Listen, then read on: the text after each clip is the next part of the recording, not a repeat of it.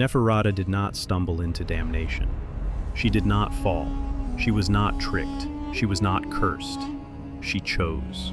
Before Neferata, death was absolute. Before Neferata, immortality belonged to gods, monsters, and legends.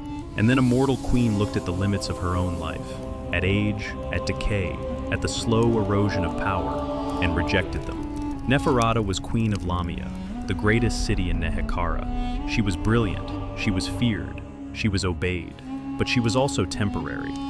And to Neferata, that was unacceptable. This is the moment everything changes. Not because of a war, not because of chaos, not even because of Nagash, but because one woman decided that the world should suffer before she ever would. This was not survival, this was ambition sharpened into defiance. Neferata sought immortality not to save her people, not to preserve her kingdom, but to preserve herself. And in doing so, she created something new, not undeath, that already existed, something parasitic, something patient, something that could walk among the living and feed without destroying them. She created the vampire, every blood drinker that stalks the old world, every noble monster hiding behind silk and etiquette, every dynasty of the night that feeds on humanity begins here, with a decision. And once that decision was made, there was no undoing it, because immortality always demands payment, and Neferata decided the world would pay it for her.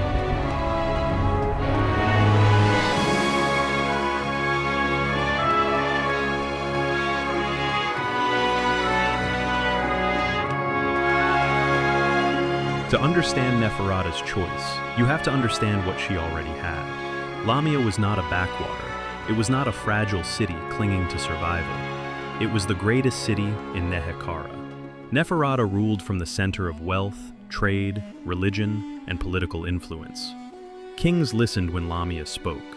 Priests deferred. Nobles competed for her favor. She was not powerless. She was vulnerable. Nehekhara was a world built on legacy, on bloodlines, on memory carved into stone and scripture.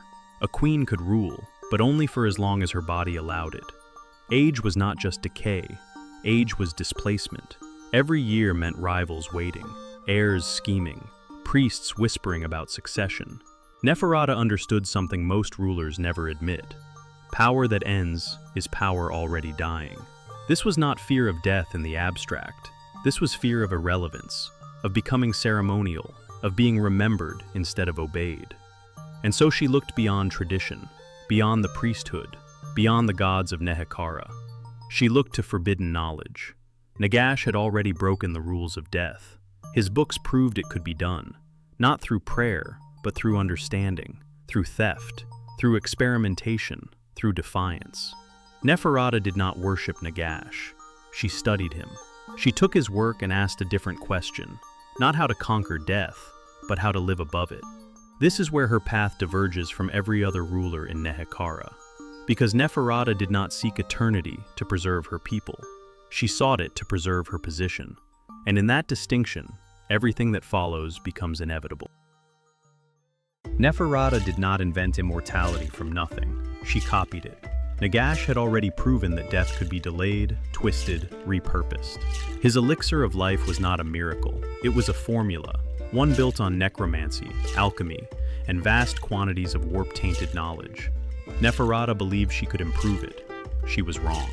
Where Nagash worked on a scale that bent the land itself, Neferata worked in secret, in chambers beneath Lamia, with stolen texts and incomplete understanding.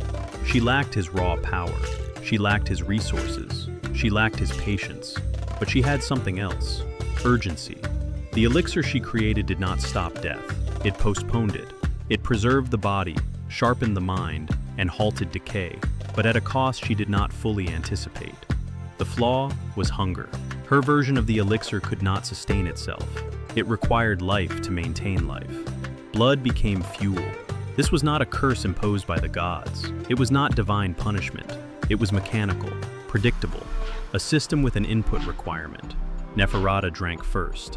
She did not die. She did not age. She did not weaken. But something fundamental broke. The warmth left her skin. Her heart slowed.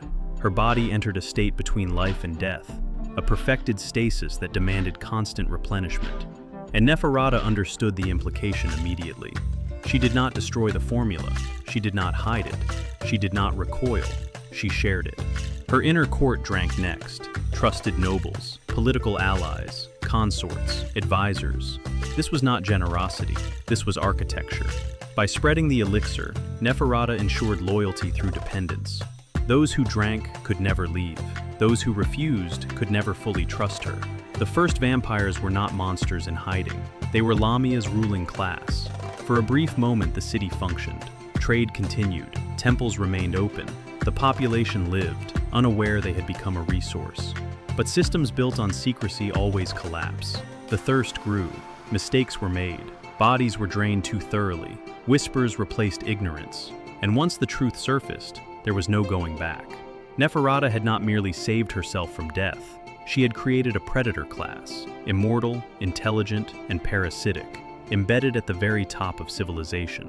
This is the moment the world tips, not when Lamia falls, not when armies march, but here, when immortality is proven imperfect, and Neferata chooses to continue anyway. Lamia did not fall overnight. It unraveled. At first, the disappearances were dismissed, then explained, then ignored. A missing servant, a noble found pale and drained, a household sealed and quietly replaced. The ruling elite insisted nothing was wrong. They had to, because acknowledging the truth would have meant admitting that the city itself had been compromised from the top down. But secrecy has limits. As the vampires fed more openly, fear spread through the lower districts. Temples whispered. Priests took notice. And when the priests noticed, the kings followed. The priest-kings of Nehekhara did not see Neferata as a tyrant. They saw her as an abomination, a violation of the natural order, a mockery of death, a threat that could not be negotiated with. Under Alcadizar the Conqueror, the kingdoms united. For the first time in generations, Nehekhara turned its full attention toward a single enemy, Lamia. The siege was not subtle. Trade routes were cut, messengers were intercepted. The city was isolated, politically, economically, spiritually. Neferata did not meet the armies in open battle. She did not rally the city. She did not attempt reconciliation, because by then, she understood the truth. Open rule had been a mistake. When the gates fell, the vampires scattered. Some fled into the deserts, some into the mountains, some into exile so complete they would never recover. The bloodlines fractured, each taking with them a distorted version of Neferata's legacy. But Neferata herself did not fall with her city. She left before the final collapse, not in panic, not in disgrace, in calculation. She abandoned Lamia because Lamia had served its purpose. It had proven the concept, it had revealed the flaw, and it had taught her the cost of visibility. The age of open vampiric rule was over. The age of shadows had begun. From the ruins of her first kingdom, Neferata carried one lesson forward. Immortality survives best when it does not rule directly. Neferata did not rebuild Lamia. She replaced it. The deserts of Nehekhara had taught her a hard lesson. Power that is visible can be challenged. Power that rules openly can be destroyed. So she chose a different path. Far from the burning sands, high in the world's edge mountains, Neferata claimed a fortress carved from stone and silence, the Silver Pinnacle. It was not built by her, it was taken. The dwarfs who once held it were driven out, their stronghold repurposed into something colder, quieter, and far more enduring. From here, Neferata reinvented vampiric rule. No armies, no banners, no thrones placed in public view. Instead, she created a network, the Lahmian Sisterhood. They were not conquerors, they were not warlords, they were courtesans, advisors, spies, merchants, wives, each one carefully placed into the courts of human kingdoms, the Empire, Britonia, Tylea, and beyond. Where other vampires raised legions, Neferata raised influence. A marriage here, a financial collapse there, a whispered secret passed at exactly the right moment. Kings fell without ever knowing her name. Wars began for reasons no one could fully explain. Cities starved while their rulers dined in comfort. And always, behind the decisions, behind the documents, behind the betrayals, Neferata. This was not corruption through terror. It was corruption through proximity. The Lahmians did not rule from the shadows by accident. They ruled because Neferata understood something no other vampire truly grasped. People resist monsters. They obey familiar faces.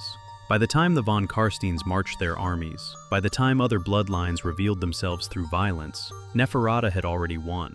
She did not need to conquer the world. She only needed to guide it. And for centuries, it never realized it was being led. Neferata was not alone in the world she created. She was surrounded by rivals, some born from her own blood, others forged by her betrayal. The von Karsteins chose conquest. Where Neferata whispered, they marched.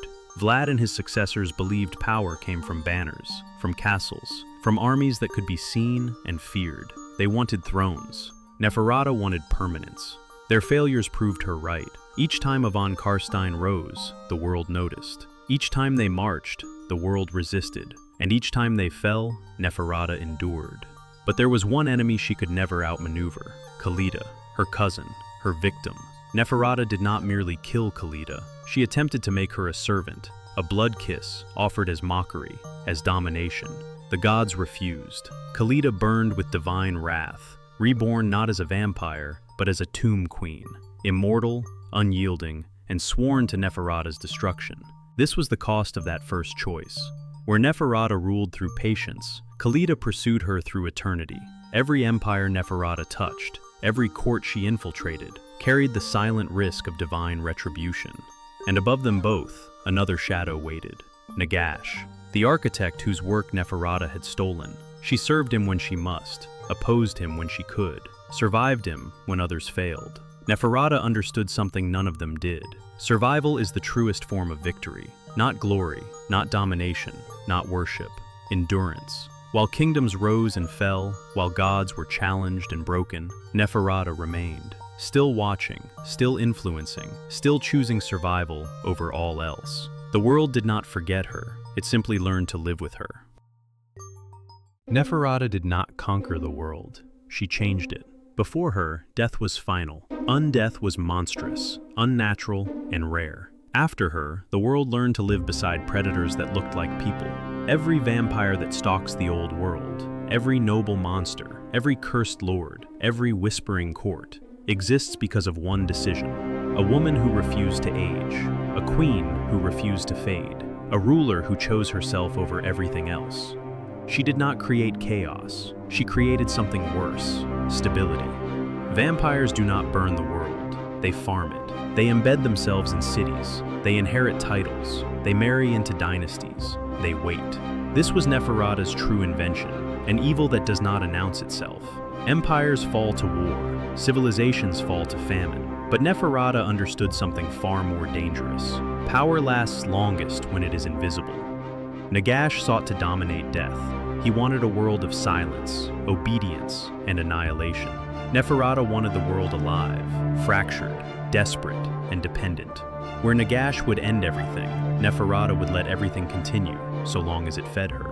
This is why she endured. The von Karsteins failed because they wanted to rule openly.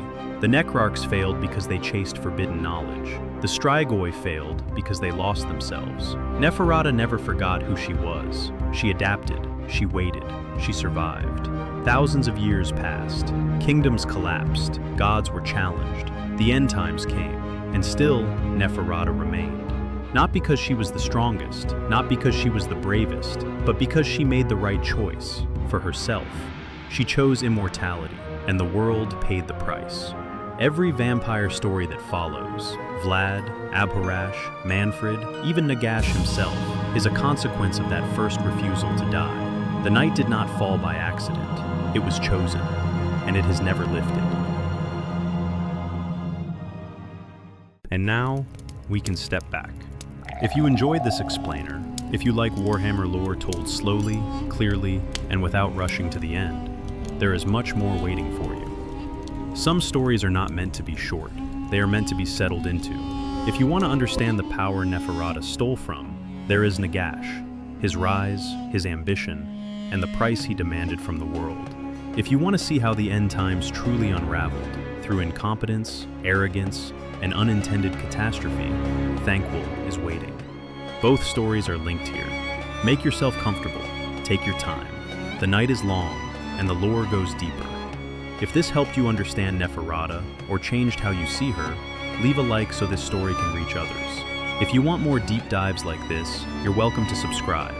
And before you go, who do you think truly shaped the fate of the end times more? Nagash, Neferata, or someone else entirely? Leave your answer below.